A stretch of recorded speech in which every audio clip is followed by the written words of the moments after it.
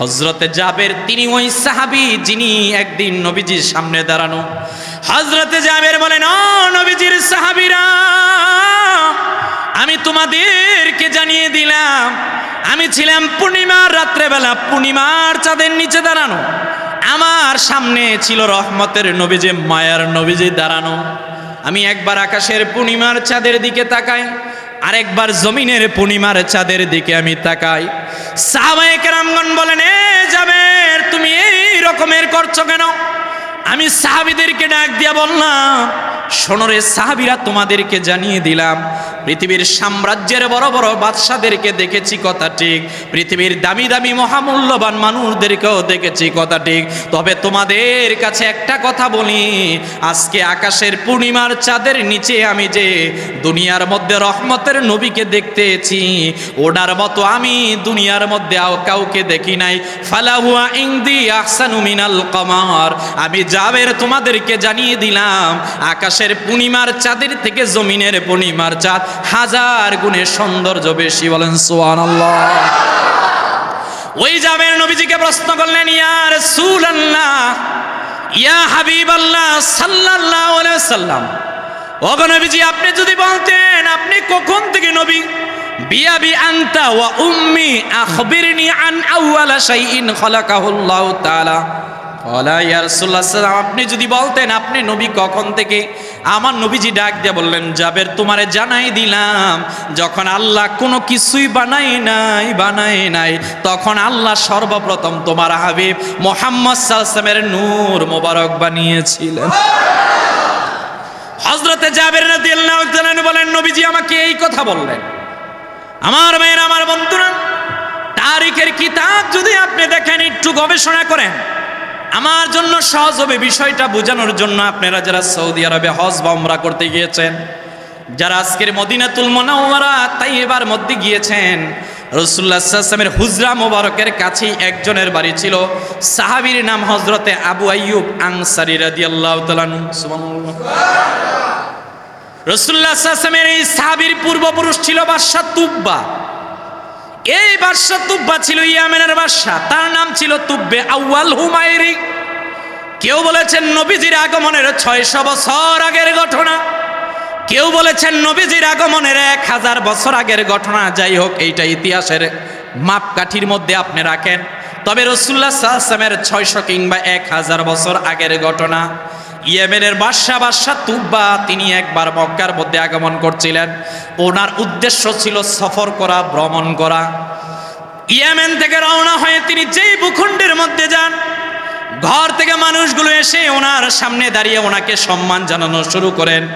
তিনি যখন আল্লাহর ঘর কাবার সামনে এসে দাঁড়ালেন, তিনি দেখলেন এই জায়গার মধ্যে কোনো মানুষ এসে ওনাকে স্বাগতম জানাচ্ছেন না। তুব্বে আউয়াল হুমায়রি বাদশা তুব্বা তিনি রাগান্বিত হয়ে গেলেন। সঙ্গে ছিল ওনার অনেক আনুগত্যশীল বান্দারা, অনেক লোক। সবাইরে ডাক দিয়া বলল, আমি যেই ভূখণ্ডে গিয়েছি সবাই আমাকে মারহাবা জানিয়েছে, সবাই আমাকে ইস্তেকবাল জানিয়েছে, কিন্তু মক্কার মধ্যে কেউ তো আমার ইস্তেকবাল জানাচ্ছে না। কারণ কি? এইবার কাবার সামনে তিনি যখন দাঁড়ালেন, কিছু সংখ্যক ওই সময়ের আলেম ছিল, তারা ডাক দিয়া বলল, বাদশা তুব্বা, আপনাকে জানিয়ে দিলাম, এটার নাম আল্লাহর ঘর কাবা। আপনি তো হয়তোবা পূর্ববর্তী গ্রন্থ ইনজিল তাওরাত পড়েছেন। এই কাবা সৃষ্টির সূচনা লগ্ন থেকে আল্লাহ তাআলা এখানে রেখে দিয়েছেন। মক্কার মানুষগুলো আল্লাহর ঘর কাবা ছাড়া কাউকে গুরুত্ব দেয় না। বলেন আল্লাহু আকবার। যে রাসূল করিম রউফুর রহিম মুহাম্মদ আল আরবি, সকলে পড়েন সাল্লাল্লাহু আলাইহি ওয়াসাল্লাম, তিনি শুধুমাত্র আমাদের মুসলমানদের জন্যই যে রহমত, বিষয়টি এরকমের নয়।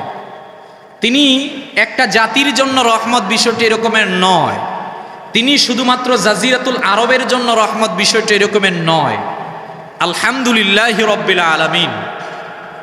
রব বলছেন, তোমরা তোমাদের দুই চোখ দিয়ে যা কিছু দেখো, এটা নিচে হতে পারে, উপরে হতে পারে, ডানে হতে পারে, বামে হতে পারে, আল্লাহ বলছেন আমি ছাড়া যা কিছু আছে সব কিছুর জন্য আমি হচ্ছি রব্বুল আলামিন। বলেন সুবহানাল্লাহ। ইমাম শাওকানি তাফসিরে ফাথুল কাদিরের মধ্যে উল্লেখ করলেন যে আল্লাহ রব্বুল আলামিন যা কিছু আছে সব কিছুর জন্য রব। আর মুহাম্মদ সাল্লাল্লাহু আলাইহি ওয়াসাল্লাম আল্লাহর যত ক্ষমতা যা কিছু আছে সব কিছুর জন্য শুধুমাত্র মুহাম্মদ সাল্লাল্লাহু আলাইহি ওয়াসাল্লাম হচ্ছেন রহমত। বলেন সুবহানাল্লাহ। এখানে কোনো লিমিটেশন নাই যে শুধুমাত্র অন্য জাতির মতো নবীজি সাল্লাল্লাহু আলাইহি ওয়াসাল্লাম ফিলিস্তিনের জন্য, জর্ডানের জন্য, ইরাকের জন্য, ইরানের জন্য, একটা ভূখণ্ডের জন্য। আল্লাহ বলছেন এই রকমের কোনো অপশন আমি রাখি নাই।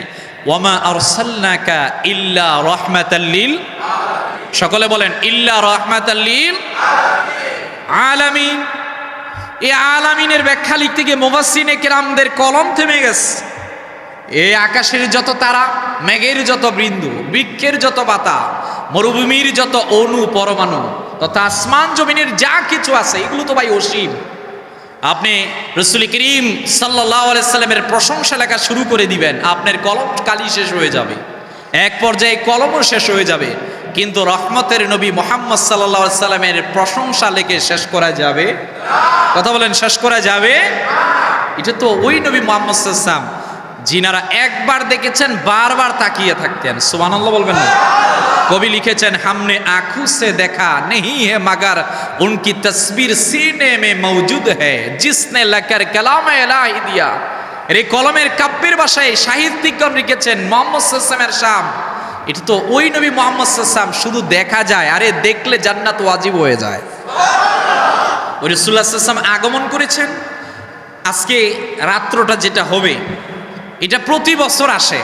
আজকে থেকে প্রায় ১৫০০ বছর আগে গোটা পৃথিবী ছিল অন্ধকারে আচ্ছন্ন। আপনারা জানেন গোটা পৃথিবী আচ্ছন্নের সময় রাসূল করিম সাল্লাল্লাহু আলাইহি সাল্লামকে আল্লাহ তাআলা এই পৃথিবীর মধ্যে পাঠালেন। যে পৃথিবীর মধ্যে বাবা আদম আলাইহিস সালাতু ওয়াস সালামকে আল্লাহ পাঠালেন শ্রীলঙ্কার সিংহলে, হযরতে শুআয়ব আলাইহিস সালাতু ওয়াস সালামকে আল্লাহ পাঠালেন জর্ডানের মধ্যে, হযরতে সালেহ আলাইহিস সালাতু ওয়াস সালামকে আল্লাহ পাঠালেন লেবাননের মধ্যে, হযরত ইব্রাহিম আলাইহিস সালাতু ওয়াস সালামকে আল্লাহ পাঠালেন ইরাকের মধ্যে, ইসমাইল আলাইহিস সালাতু ওয়াস সালামের বর্ণনা ফিলিস্তিনকেও বলেছেন ইরাক, ইসহাক আলাইহিস সালাতু ওয়াস সালাম ফিলিস্তিনের মধ্যে, ইয়াকুব আলাইহিস সালাতু ওয়াস সালাম ফিলিস্তিনের মধ্যে, মুসা আলাইহিস সালাতু ওয়াস সালাম মিশরের মধ্যে, এরকম আইয়ুব আলাইহিস সালাতু ওয়াস সালাম জর্ডানের মধ্যে, হুদ আলাইহিস সালাতু ওয়াস সালাম ইয়েমেনের মধ্যে, ঈসা আলাইহিস সালাতু ওয়াস সালাম ফিলিস্তিনের মধ্যে। আপনার আমার নবীজি মুহাম্মদ সাল্লাল্লাহু আলাইহি ওয়াসাল্লাম এসেছেন গোটা পৃথিবীর মধ্যখানে জাজিরাতুল আরব, আরবের মধ্যে মক্কা ভূমির মধ্যে। চিল্লায় বলেন সুবহানাল্লাহ। কেন আল্লাহ ফিলিস্তিনের মধ্যে এত অসংখ্য অগণিত নবী রাসূলদেরকে পাঠিয়েছেন, সেখানেও তো পাঠাতে পারতেন। জর্ডানের মধ্যে, ইরাকের মধ্যে, অন্যান্য জায়গায় তো পাঠাতে পারতেন, আল্লাহ পাঠান নাই, পাঠিয়েছেন ওই জায়গার মধ্যে যেই জায়গা তৎকালীন সময়ে সবচেয়ে অন্ধকার যুগ ছিল, যখন মানুষগুলো নিজের হাত দিয়ে জন্মদাতা পিতা নিজের মেয়েকে কবরস্থ করে ফেলত। নাউযুবিল্লাহ। যখন মানবতা বলতে কোনো কিছুই ছিল না, আল্লাহ বলছেন হাবিব তো নূর, হাবিব লাইট, হাবিব আলো, হাবিব ওই জায়গায় যাবে যেখানে অন্ধকার, আর হাবিবের আদর্শ গিয়ে প্রচার করবে, ওই অন্ধকার মুহূর্তের মধ্যে আলোকিত হয়ে যাবে। বলেন সুবহানাল্লাহ।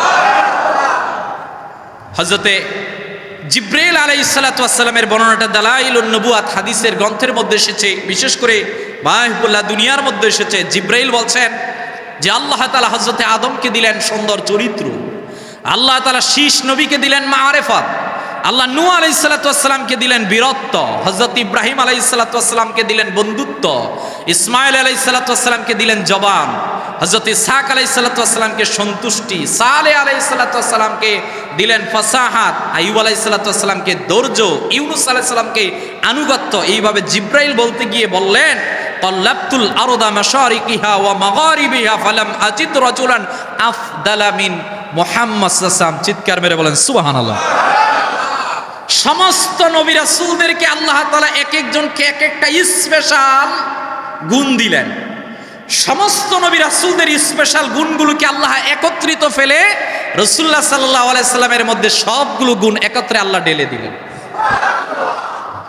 এজন্য হযরতে জিবরাইল বললেন, যেই দিন মুহাম্মদ সাল্লাল্লাহু আলাইহি সাল্লামের মিলাদ হলো, আমি পূর্ব থেকে পশ্চিম, দক্ষিণ থেকে উত্তর সব আমি তন্ন তন্ন করে খুঁজলাম।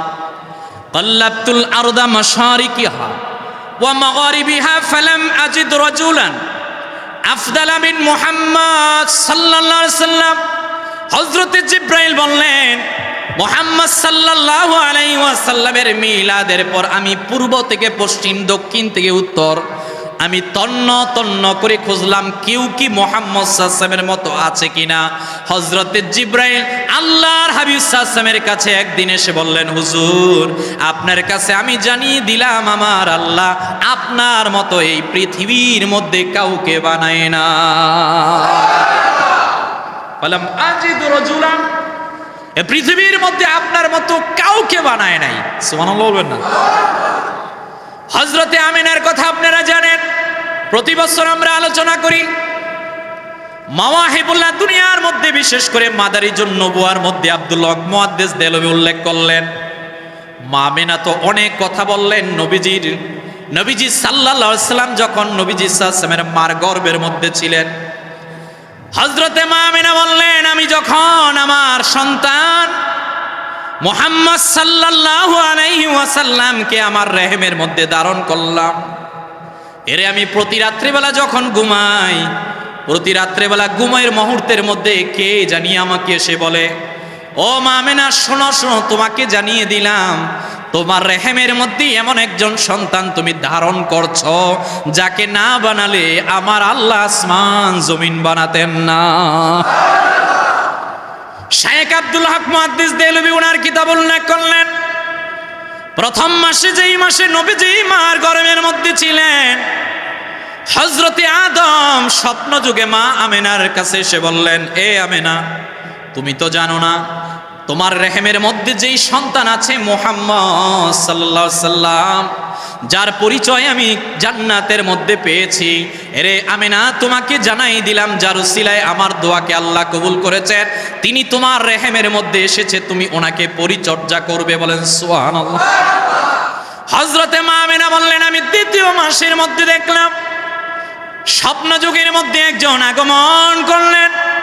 আমি জিজ্ঞেস করলাম আপনার পরিচয় কি? তিনি ডাক দিয়া বললেন, আমি হলাম হযরতে শীষ। সুবহানাল্লাহ।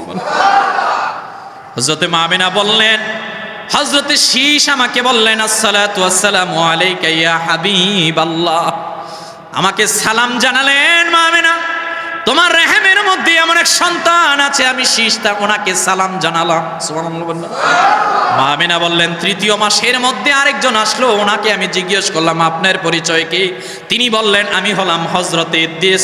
হযরতে ইদ্রিসও বললেন, আসসালাতু ওয়াসসালামু আলাইকা ইয়া রাসূলুল্লাহ। বলেন সুবহানাল্লাহ।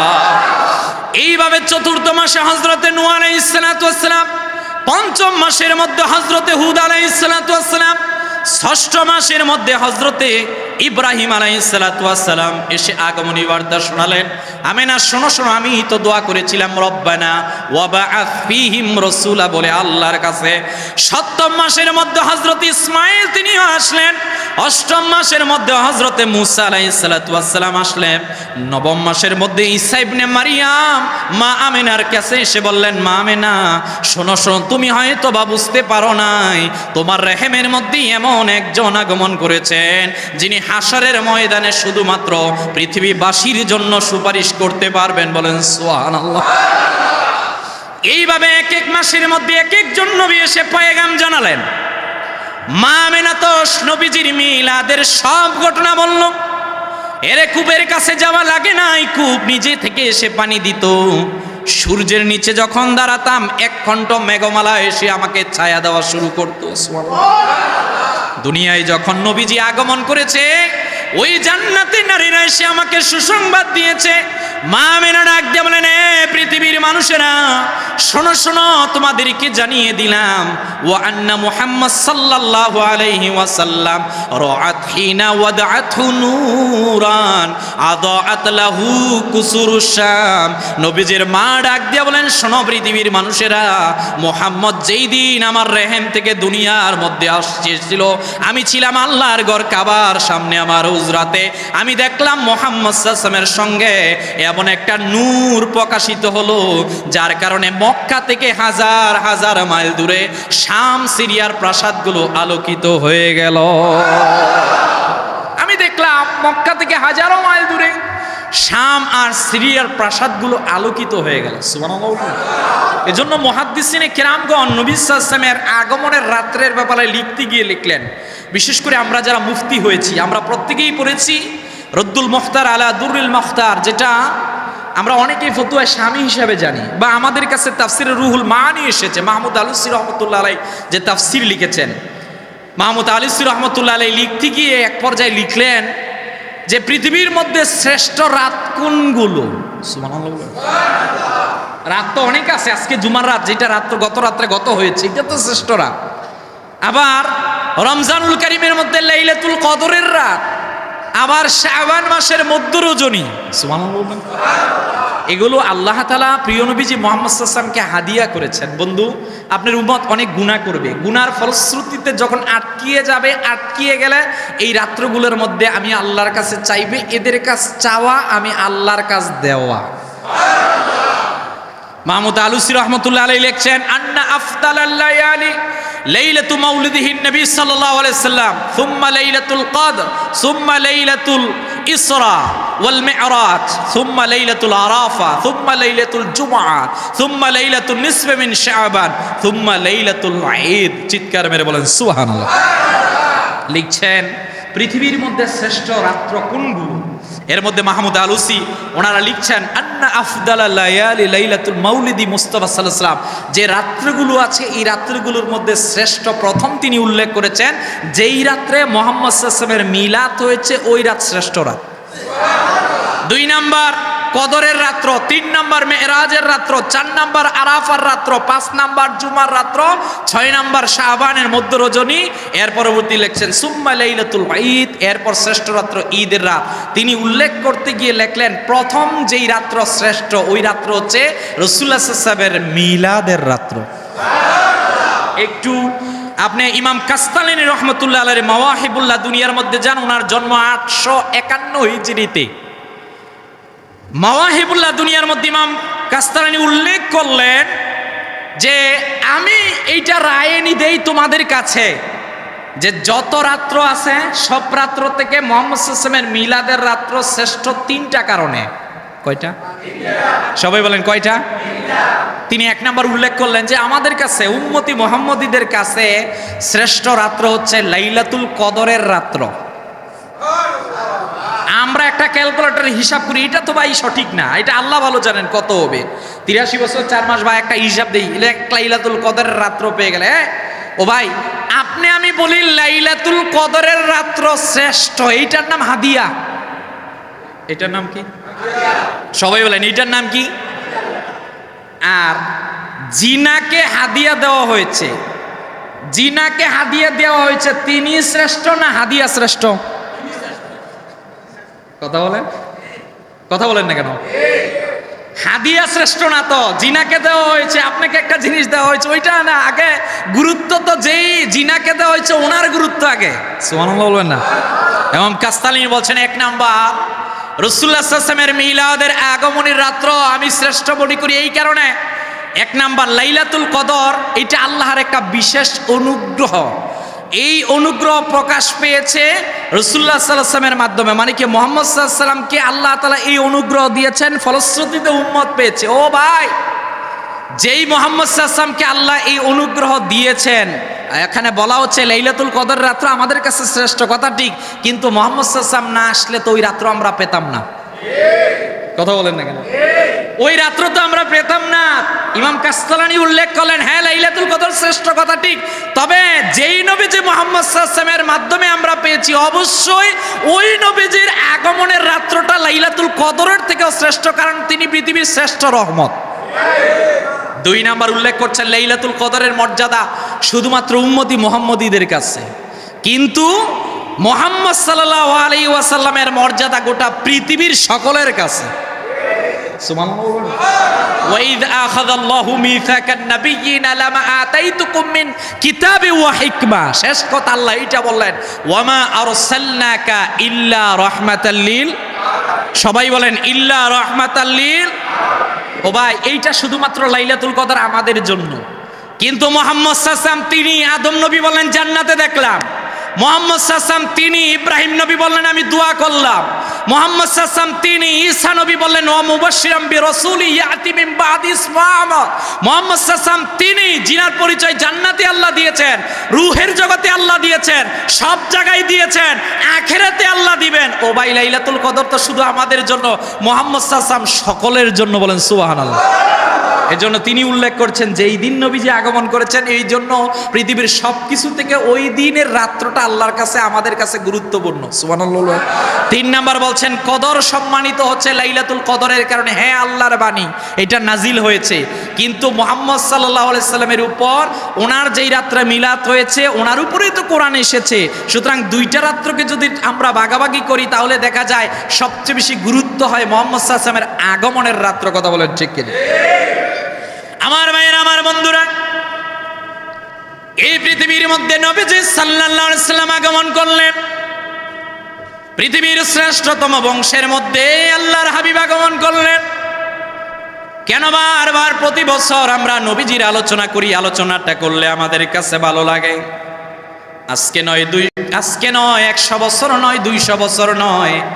আপনারা জানেন সর্বপ্রথম আল্লাহ রাব্বুল আলামিন যে সৃষ্টি করেছিলেন ওই সৃষ্টিটা ছিল নূরে মুহাম্মদী সাল্লাল্লাহু আলাইহি সাল্লাম। সাহাবীর নাম হযরতে জাবের রাদিয়াল্লাহু তাআলা আনহু।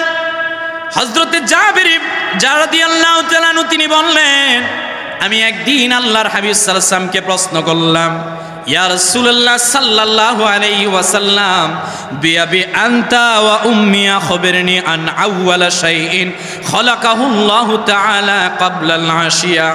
ক্বালা ইয়া জাবের ইন্নাল্লাহা খালাকা ক্বাবলাল আশিয়াই নূরা নাবিয়িকা মিন নূরি। হযরতে জাবের তিনি ওই সাহাবী যিনি একদিন নবীজির সামনে দাঁড়ানো। হযরতে জাবের বলেন, ও নবীজির সাহাবীরা, আমি তোমাদেরকে জানিয়ে দিলাম আমি ছিলাম পূর্ণিমার রাত্রেবেলা পূর্ণিমার চাঁদের নিচে দাঁড়ানো। আমার সামনে ছিল রহমতের নবীজি, মায়ার নবীজি দাঁড়ানো। আমি একবার আকাশের পূর্ণিমার চাঁদের দিকে তাকাই, আরেকবার জমিনের পূর্ণিমার চাঁদের দিকে আমি তাকাই। সাহাবায়ে কেরামগণ বলেন, এ জাবের তুমি এই রকমের করছো কেন? আমি সাহাবীদেরকে ডাক দিয়া বললাম, শোনো রে সাহাবীরা, তোমাদেরকে জানিয়ে দিলাম পৃথিবীর সাম্রাজ্যের বড় বড় বাদশাদেরকে দেখেছি কথা ঠিক, পৃথিবীর দামি দামি মহামূল্যবান মানুষদেরকেও দেখেছি কথা ঠিক, তবে তোমাদের কাছে একটা কথা বলি, আজকে আকাশের পূর্ণিমার চাঁদের নিচে আমি যে দুনিয়ার মধ্যে রহমতের নবীকে দেখতেছি ওনার মতো আমি দুনিয়ার মধ্যে কাউকে দেখি নাই। ফালাহুয়া ইনদি আহসানু মিনাল কমার। আমি জাবের তোমাদেরকে জানিয়ে দিলাম আকাশের পূর্ণিমার চাঁদের থেকে জমিনের পূর্ণিমার চাঁদ 1000 গুণে সৌন্দর্য বেশি। বলেন সুবহানাল্লাহ। ওই জাবের নবীজিকে প্রশ্ন করলেন, ইয়া রাসূলুল্লাহ, ইয়া হাবিবাল্লাহ সাল্লাল্লাহু আলাইহি ওয়াসাল্লাম, ওগো নবীজি আপনি যদি বলতেন আপনি কখন থেকে নবী, বিআবি আনতা ওয়া উম্মি আখবিরনি আন আউওয়ালা শাইইন খালাকাহুল্লাহু তাআলা। ওয়ালা ইয়া রাসূলুল্লাহ, আপনি যদি বলতেন আপনি নবী কখন থেকে, আমার নবীজি ডাক দিয়ে বললেন, জাবের তোমারে জানাই দিলাম যখন আল্লাহ কোনো কিছুই বানায় নাই তখন আল্লাহ সর্বপ্রথম তোমার হাবিব মুহাম্মদ সাল্লাল্লাহু আলাইহি ওয়াসাল্লামের নূর মোবারক বানিয়েছিলেন। হযরতে জাবের রাদিয়াল্লাহু তাআলা বলেন, নবীজি আমাকে এই কথা বললেন। আমার ভাইয়েরা, আমার বন্ধুরা, তারিখের কিতাব যদি আপনি দেখেন, একটু গবেষণা করেন, আমার জন্য সহজ হবে বিষয়টা বোঝানোর জন্য। আপনারা যারা সৌদি আরবে হজ বা উমরা করতে গিয়েছেন, যারা আজকের মদিনাতুল মুনাওয়ারা তাইয়্যিবার মধ্যে গিয়েছেন, রাসূলুল্লাহ সাল্লাল্লাহু আলাইহি ওয়াসাল্লামের হুজরা মোবারকের কাছেই একজনের বাড়ি ছিল, সাহাবীর নাম হযরতে আবু আইয়ুব আনসারী রাদিয়াল্লাহু তাআলা আনহু। সুবহানাল্লাহ। রাসূলুল্লাহ সাল্লাল্লাহু আলাইহি ওয়াসাল্লামের এই সাহাবীর পূর্বপুরুষ ছিল বাদশা তুব্বা। এই বাদশা তুব্বা ছিল ইয়ামেনের বাদশা, তার নাম ছিল তুব্বে আউয়াল হুমায়রি। কেউ বলেছেন নবীজির আগমনের 600 বছর আগের ঘটনা, কেউ বলেছেন নবীজির আগমনের 1000 বছর আগের ঘটনা। যাই হোক, এইটা ইতিহাসের মাপকাঠির মধ্যে আপনি রাখেন, তবে রাসূলুল্লাহ সাল্লাল্লাহু আলাইহি ওয়াসাল্লামের 600 কিংবা 1000 বছর আগের ঘটনা। ইয়েমেনের বাদশা তুব্বা তিনি একবার মক্কার মধ্যে আগমন করছিলেন। ওনার উদ্দেশ্য ছিল সফর করা, ভ্রমণ করা। ইয়েমেন থেকে রওনা হয়ে তিনি যেই ভূখণ্ডের মধ্যে যান থেকে মানুষগুলো এসে ওনার সামনে দাঁড়িয়ে ওনাকে সম্মান জানানো শুরু করেন। তিনি যখন আল্লাহর ঘর কাবার সামনে এসে দাঁড়ালেন, তিনি দেখলেন এই জায়গার মধ্যে কোনো মানুষ এসে ওনাকে স্বাগতম জানাচ্ছেন না। তুব্বে আউয়াল হুমায়রি বাদশাহ তুব্বা তিনি রাগান্বিত হয়ে গেলেন। সঙ্গে ছিল ওনার অনেক আনুগত্যশীল বান্দারা, অনেক লোক। সবাইরে ডাক দিয়া বলল, আমি যেই ভূখণ্ডে গিয়েছি সবাই আমাকে মারহাবা জানিয়েছে, সবাই আমাকে ইস্তেকবাল জানিয়েছে, কিন্তু মক্কার মধ্যে কেউ তো আমার ইস্তেকবাল জানাচ্ছে না। কারণ কি? এইবার কাবার সামনে তিনি যখন দাঁড়ালেন, কিছু সংখ্যক ওই সময়ের আলেম ছিল, তারা ডাক দিয়া বলল, বাদশাহ তুব্বা আপনাকে জানিয়ে দিলাম এটার নাম আল্লাহর ঘর কাবা। আপনি তো হয়তোবা পূর্ববর্তী গ্রন্থ ইনজিল তাওরাত পড়েছেন। এই কাবা সৃষ্টির সূচনা লগ্ন থেকে আল্লাহ তাআলা এখানে রেখে দিয়েছেন।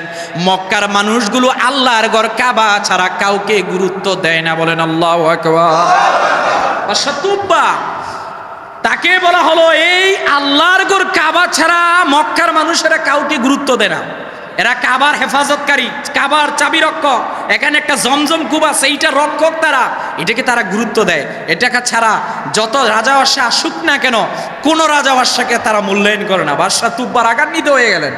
এক পর্যায়ে রাগান্বিত হয়ে সে মনস্থির করলো, যেই কাবার কারণে আজকে এই মক্কার মানুষ আমাকে সম্মান করে নাই, আমি ওই কাবাকে ধ্বংস করে দিব। নাউজুবিল্লাহ। আরো আওয়াজ দিয়ে বলেন, আমি ওই কাবাকে ধ্বংস করে দিব। যখন এই কথা উচ্চারণ করলেন, রব্বুল আলামিনের পক্ষ থেকে সে এক ধরনের বিরল রোগে আক্রান্ত হয়ে গেল। আল্লাহু আকবার। এক বিরল রোগে আক্রান্ত, ওর মাথা ব্যথাই ছাড়ছে না। ও কেমন করে আর অর্ডার করবে?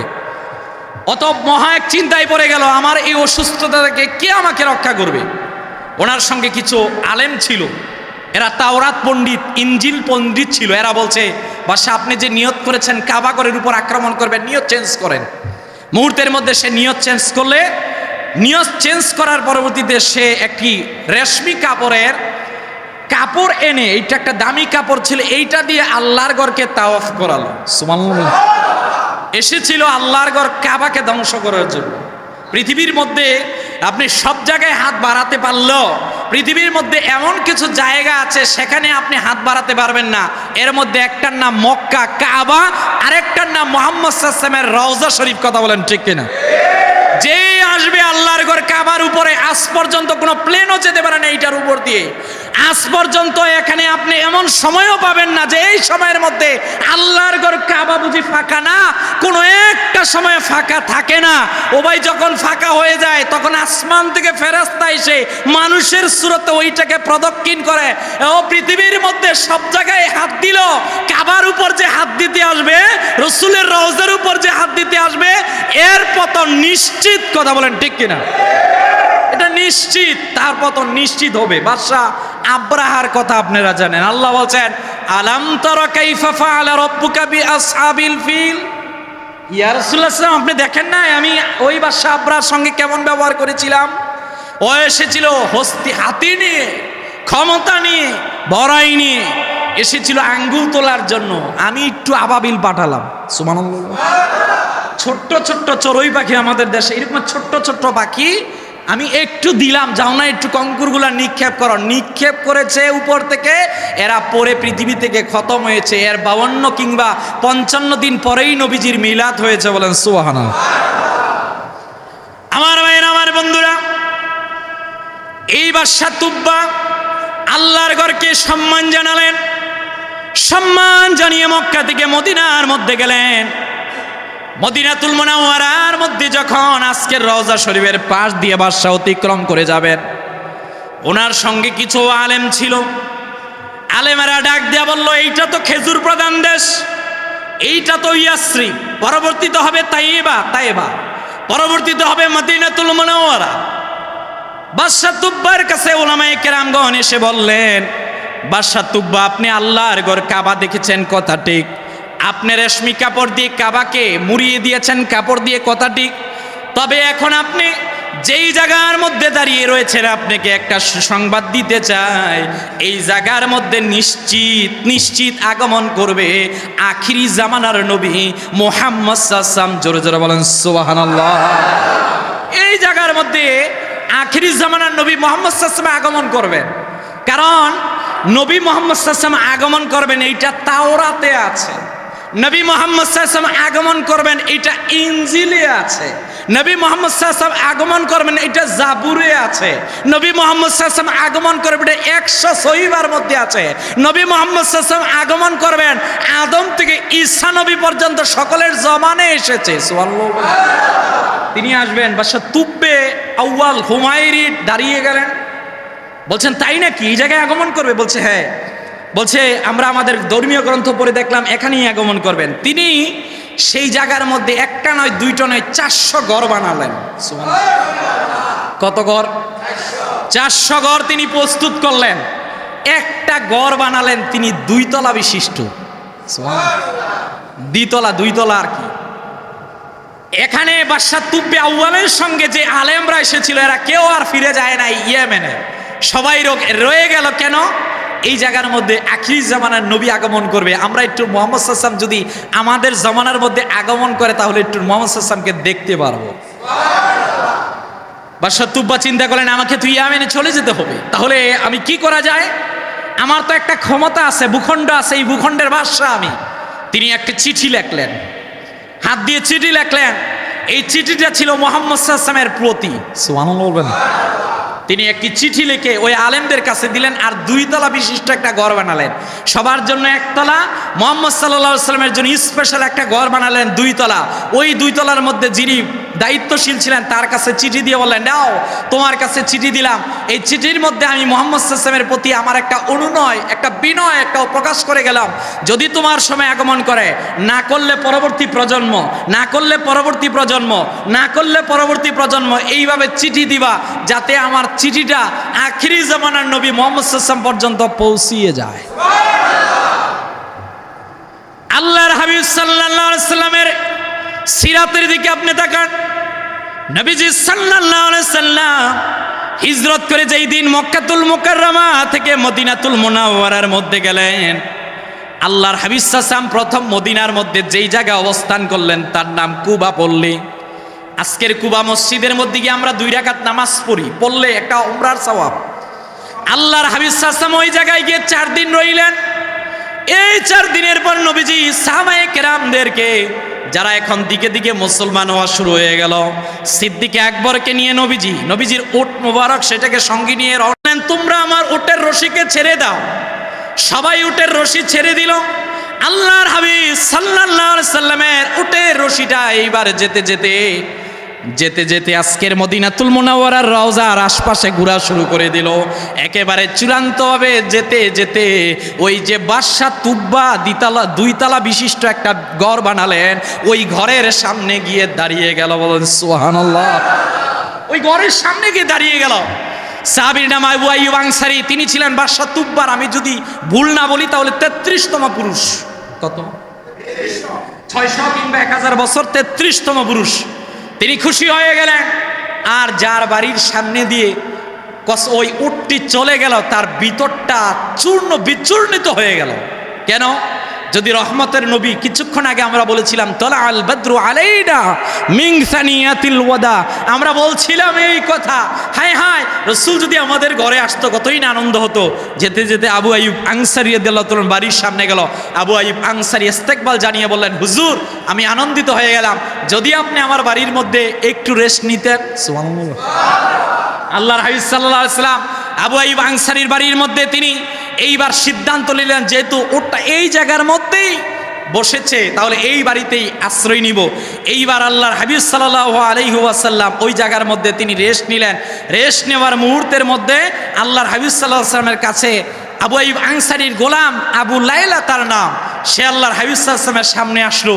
আমার রাসূল ডাক দিয়ে বলেন, আবু লাইলা তোমার কাছে যে একটা চিঠি আছে চিঠিটা নিয়ে আসো। চিঠি নিয়ে আসো।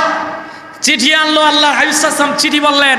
বাদশা তুব্বা সেই জায়গার মধ্যে আল্লাহর হাবিব সাল্লাল্লাহু আলাইহি ওয়াসাল্লামকে বললেন, ইয়া রাসূলুল্লাহ সাল্লাল্লাহু আলাইহি ওয়াসাল্লাম আপনাকে এই তুব্বার ঘরের মধ্যে স্বাগতম।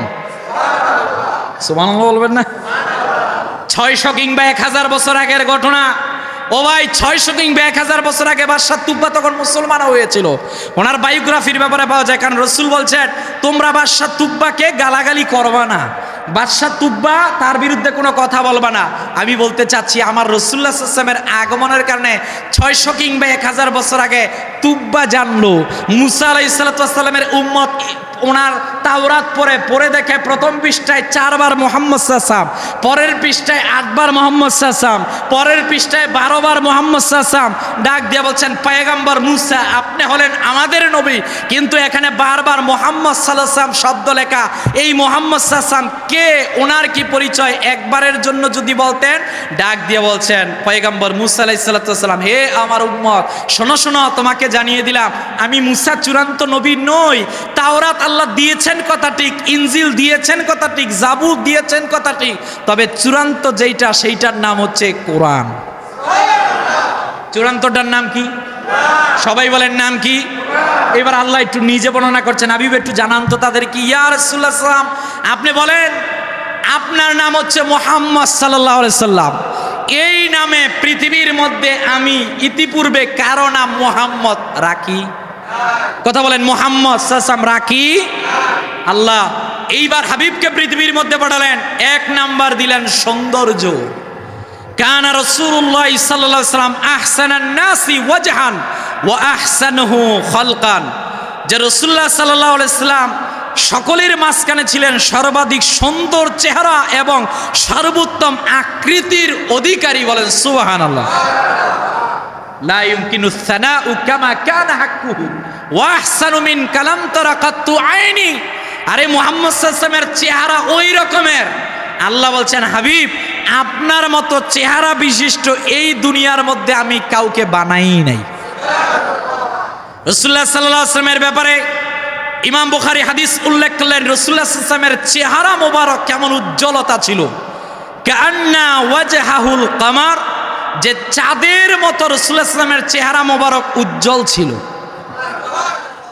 রাসূলুল্লাহ সাল্লাল্লাহু আলাইহি ওয়াসাল্লামের গা মোবারকের রং কেমন ছিল, শামাইলে তিরমিজির হাদিস আবিয়াদু মুশরাবুন বিখুমরিহি, যে রাসূলুল্লাহ সাল্লাল্লাহু আলাইহি ওয়াসাল্লামের গা মোবারকের রং ছিল শুভ্র, যার মধ্যে লালিমার আভা বিশিষ্ট ছিল। সুবহানাল্লাহ বলেন না। রাসূলুল্লাহ সাল্লাল্লাহু আলাইহি ওয়াসাল্লাম কেমন লম্বা এবং কেমন ছিলেন, লাইসা বিত্তাউইল বাইরি ওয়ালা বিল কাসির, রাসূলুল্লাহ সাল্লাল্লাহু আলাইহি ওয়াসাল্লাম তিনি অধিক লম্বাও ছিলেন না আবার অধিক খাটোও ছিলেন না। সুবহানাল্লাহ বলেন না। রাসূলুল্লাহ সাল্লাল্লাহু আলাইহি ওয়াসাল্লামের চুল মোবারক কানা শারুহু লাইসা বিজাদিন ওয়ালা সাবিতিন, আল্লাহর হাবিব সাল্লাল্লাহু আলাইহি ওয়াসাল্লামের চুল মোবারক একেবারে কুকরানোও ছিল না একেবারে সোজাও ছিল না, বরং মুহাম্মদ সাল্লাল্লাহু আলাইহি ওয়াসাল্লামের চুল মোবারক ছিল মাঝারি ধরনের। বলেন সুবহানাল্লাহ।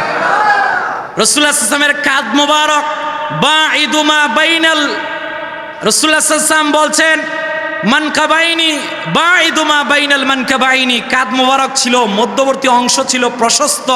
রাসূলুল্লাহ সাল্লাল্লাহু আলাইহি ওয়াসাল্লামের হাত মোবারক ছিল মা মাসিস্তু দিবাহাজান ওয়ালা হারিরান আলিয়ানা মিন কাফি রাসূলুল্লাহ সাল্লাল্লাহু আলাইহি ওয়াসাল্লাম। রাসূলুল্লাহ সাল্লাল্লাহু আলাইহি ওয়াসাল্লামের হাত মোবারক কেমন ছিল, নবীজি সাল্লাল্লাহু আলাইহি ওয়াসাল্লামের হাতের তালু মোবারক ছিল এত কোমল, সাহাবায়ে কেরামগণ বলতেন আমরা স্পর্শ করলে রেশম ও মখমল স্পর্শ করলে যেমনি ভাবে হালকা মনে হতো ওই রকমের হালকা মনে হতো। বলেন সুবহানাল্লাহ।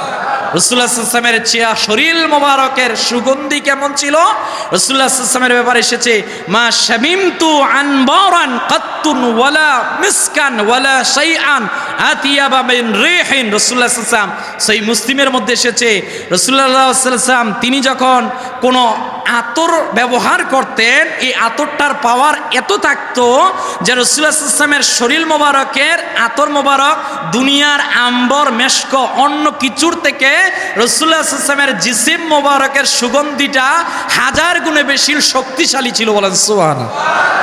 শেষ কথা রাসূলুল্লাহ সাল্লাল্লাহু আলাইহি ওয়াসাল্লাম বলছেন চরিত্র কেমন ছিল। সুবহানাল্লাহ বলবেন। আম্মা জান আয়েশা সিদ্দিকা রাদিয়াল্লাহু তাআলা আনহা বলছেন কানা খুলুকুন নবী সাল্লাল্লাহু আলাইহি ওয়াসাল্লাম, রাসূলুল্লাহ সাল্লাল্লাহু আলাইহি ওয়াসাল্লামের এত সৌন্দর্যের কথা জানলাম, একটু যদি বলতেন রাসূলুল্লাহ সাল্লাল্লাহু আলাইহি ওয়াসাল্লামের চরিত্র মোবারক কেমন ছিল। আম্মা জান আয়েশা সিদ্দিকা রাদিয়াল্লাহু তাআলা আনহা ডাক দিয়ে বলছেন কানা খুলুকুন নবী সাল্লাল্লাহু আলাইহি ওয়াসাল্লাম আল কোরআন, গোটা কোরআনটাই ছিল মুহাম্মদ সাল্লাল্লাহু আলাইহি ওয়াসাল্লামের চরিত্র। ও ভাই আজকে আমাদের টাকা পয়সা হলে আমরা মানুষকে মূল্যায়ন করতে চাই না, কথা বলেন না কেন? মানুষের পতন হয় কখন জানেন? যখন মানুষ নিজেকে উচ্চ মনে করে, বাকি সবাইকে নিচু মনে করে। ও এতদিন এত টাকার অধিকারী ছিল না, আজকে হঠাৎ করে যখন টাকা এসে পড়েছে, এখন সে চিন্তা করে আমার থেকে বড় পৃথিবীর মধ্যে আর কে বড় আছে। অথচ আমরা পড়লে দেখতে জানতে পারি এইটা, আরে প্রদীপের আগুন যখন শেষ মুহূর্তে নিভে যাবে, এটা খুবই উজ্জ্বল হয়ে যায়। মানুষ অহংকারী তখন হয়ে যায় যখন তার পতন নিশ্চিত হয়ে যায়। কথা বলেন না কেন?